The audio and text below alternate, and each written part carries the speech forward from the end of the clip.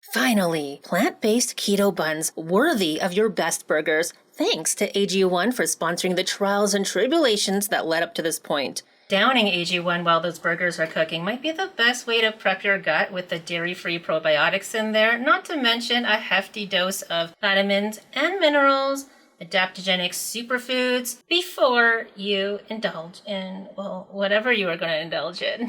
It's going to cover you the way it's covered me for the last 3 years. So if you're ready, check out the link in the description or scan the QR code that's coming up and you'll get $20 off your first subscription of this daily foundational nutrition. While I get started on warming up this chili mixer bowl on this chilly day. Chilly is an understatement. Not even my snow-loving cat is willing to go outside. What do you love to do on wintry days such as this? For me, it seems like a great day to add 350 milliliters of warm water to our bowl. 110 degrees Fahrenheit makes a lovely, comfortable bath for our instant yeast. That's 43 degrees Celsius, by the way. Just like in regular burger bun recipes, the yeast needs something to eat to get their gases going. This food is for them, not us. Those hungry little fungi will use the sugar to make the bread rise and create some flavor components to make our vegan keto buns taste like real bread and leave practically none for us, so there's no sweetness in the end unless we add some additional. Afterwards, our wheat flour alternative is a combination of oat fiber. Remember, not oat flour, the roughage. Freshly ground and sifted golden flax seeds. And vital wheat gluten. For the 6 to 7% of people who are gluten sensitive, you should try my gluten-free vegan keto buns instead. That taste amazing too. They don't quite look like regular bread, but they taste so much better than regular bread. Actually, the other 93% of you should try them too at least once. They are so aromatic, so nutty, so toasty, so incredible.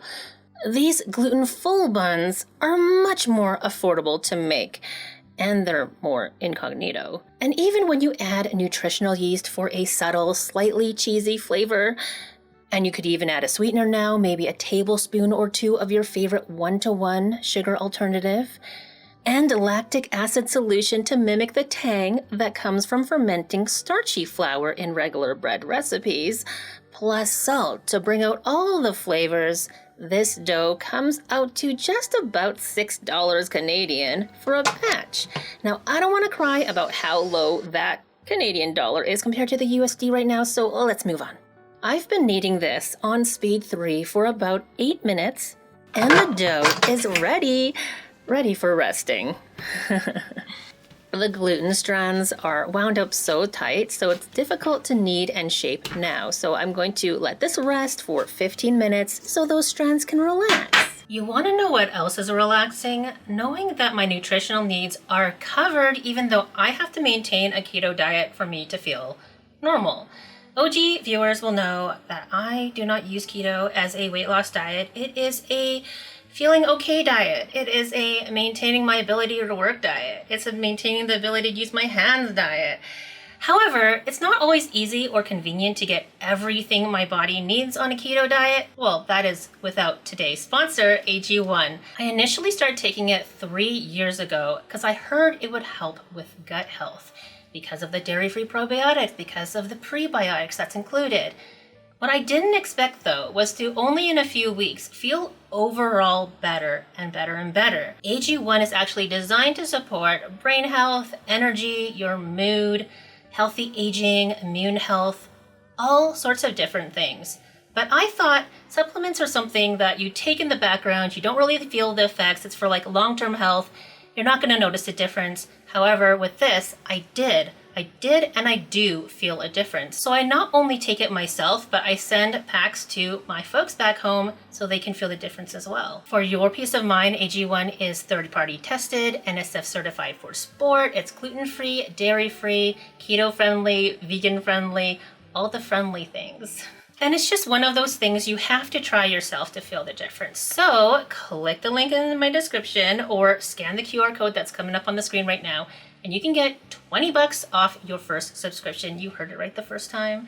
And also, they'll send you along a welcome kit. It comes with the refillable canister that goes in your fridge, this sleek shaker bottle, which after I drink my AG1 in the morning, I always fill with water and I always bring with me everywhere, 5 free travel packs, and then a bottle of D3. The D, of course, is vegan friendly and has K2 in an olive oil carrier for optimal absorption. You just 1 drop is all you need, maybe 2.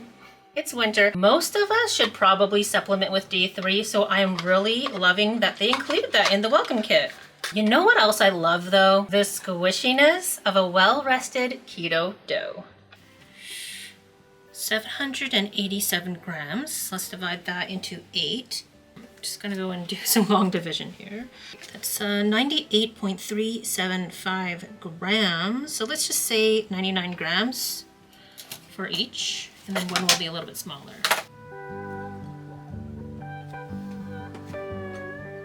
Okay.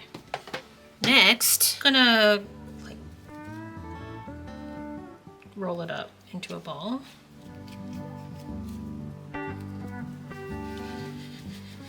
Like so.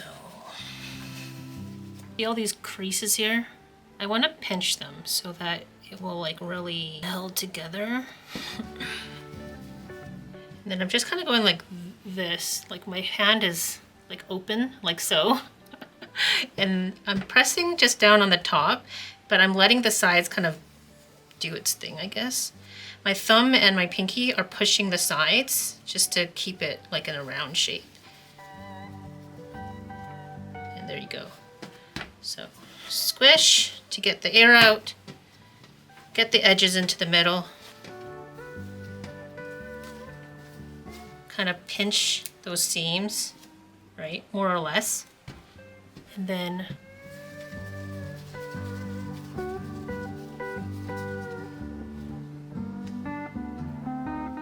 I'm not going to be worried too much about this, like, you know, just kind of.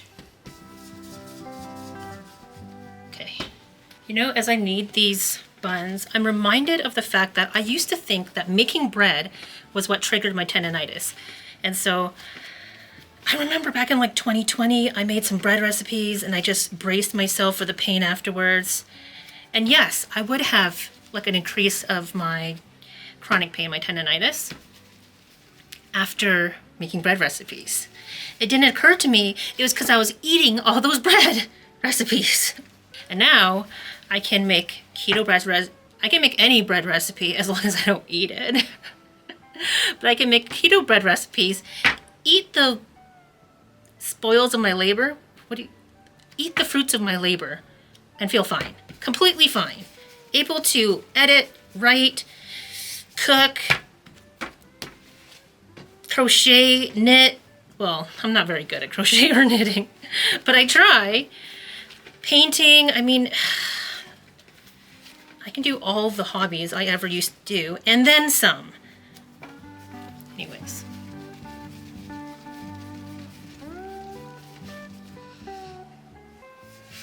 So I'm just gonna squish them all with my palms, just to have them spread out a little bit wide ways. I've got these non-stick springform pans, and you might have seen them before when I made Heavenly Fan's carrot cake, which was so freaking good, by the way. That's a vegan keto carrot cake. For my birthday, oh, was it like last year? Was it? No, it was not last year, but the year before, I guess. And anyways, these are non-stick already, so if you have something like this, but it's not non-stick, just line it with a parchment or maybe oil it. When I was testing this recipe, I actually oiled these non-stick things. But this time, I don't think I will, because I think oiling my non-stick baguette pan was what screwed it up. So I will not be oiling these. I'm just going to flatten this even more by kind of just, I'm using this side to, I think I learned this from Chef John, this technique, but I don't remember. It would have been like more than 10 years ago, so I don't really remember. But there's like a, use this part of your fingers and keep it flat, like this. And then you kind of just use the rest of your palm and flatten it like this. Anyways, there you go. Just pop that in. Same thing here. Oh, and if it doesn't reach the edge, don't worry. This will expand a lot. And then for the rest of these guys, I'm just going to put it on the pan. Now cover the lot and let them rise for 90 minutes in a warm, draft-free location. My room temperature is 23 degrees Celsius or 74 degrees Fahrenheit, so keep in mind if yours is cooler, this is going to take a little longer. It's 30 minutes in, and you can see that it's not that puffed up. If this was regular dough, like filled with starch, it would rise a lot faster, but because we have such a limited amount of food for the yeast, it takes longer. So I'm covering these back up. They're going to rise for another 60 minutes. 15 minutes before the end of that time, I'm going to preheat my oven to 400 degrees Fahrenheit. And when it's completely preheated, I'll uncover my buns. Look, they have more than doubled in size, and I expect them to expand just a little bit more in the oven. And to help them out, I'm going to brush them with water. I would usually spray them with water, but my spray bottle is being used for other things. Those who are following my garden escapades will find out soon what that's all about. Just adding moisture to the top of these buns is going to let that expand a little bit more easily. Then nothing to do but pop these in the oven, 400 degrees Fahrenheit for 30 minutes. And afterwards, the smell, it smells incredible.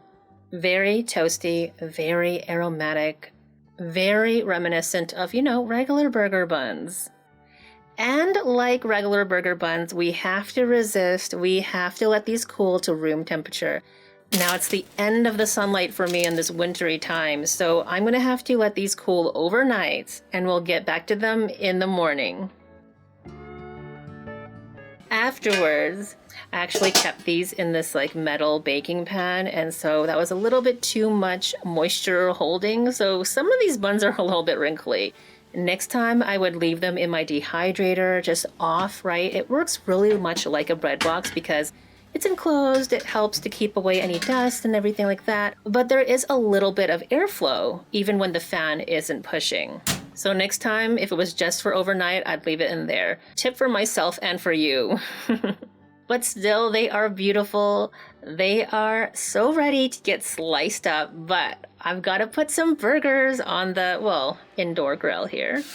The ground that I'm using is by Omni. They make a vegan pork substitute. I don't think it tastes like pork. It's just a really convenient way of having some plant-based protein. But I also love a good veggie burger made from legumes and vegetables. So tasty, right from the freezer.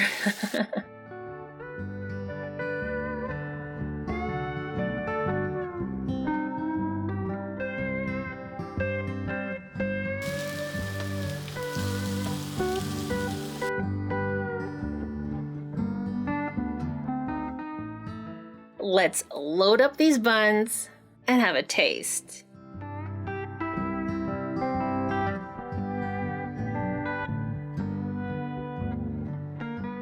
If anyone was wondering, I'm using Violife mature cheddar style cheese today. These buns really take the burgers to the next level because even by themselves, they have a wonderful savory flavor. They're soft, they're squishy, but substantial enough to keep up with those juices. There's just a little hint of sweetness, which I think is typical for a burger bun. My friends, you just have to try it. For those who are interested, the nutritional information is going to come up on screen right now for you. Please keep in mind that these figures are actually inflated a little bit because we know that the sugar that I used in the recipe has been eaten by the yeast. That's how it's risen like this. But without a lab analysis, how can I really say exactly how much? So I just leave the entire amount in the calculation. So you can see that each bun is going to have less than 4 grams of net carbs.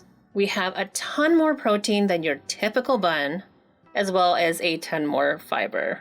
Because of that ton more fiber though, definitely drink some water while you're having these burgers. Like, don't rely on just your thirst, because by the time your thirst kicks in, it may be too late for you. Like, I'm sure you'll be okay, but just, in case you're one of those people that really needs to drink water with your fiber, why take a chance? And with that, I've got to take chances on some more, let's just say, experiments. Thank you so much for watching, my friends. Thank you to AG1 for sponsoring today's video. Don't forget to check them out. And bye for now.